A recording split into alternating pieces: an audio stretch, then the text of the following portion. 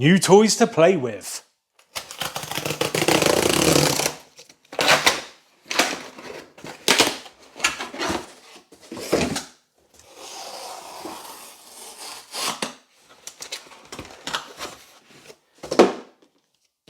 Oh yeah, baby. And now for the icing on the cake.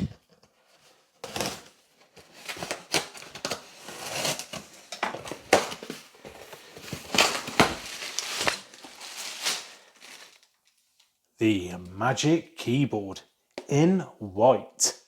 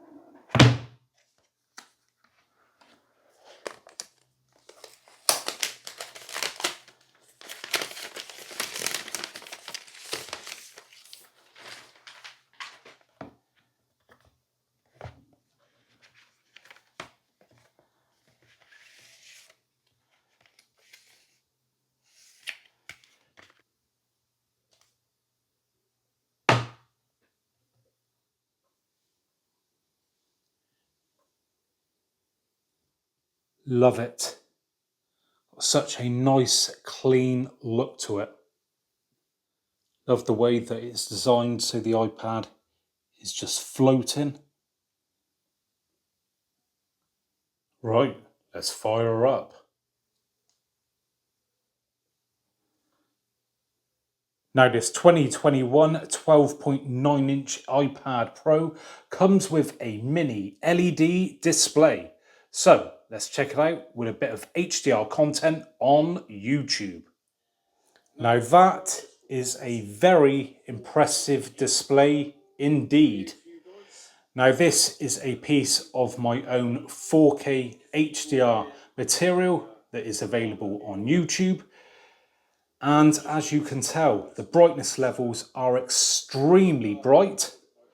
And in this viewing environment, those black levels are very, very impressive indeed.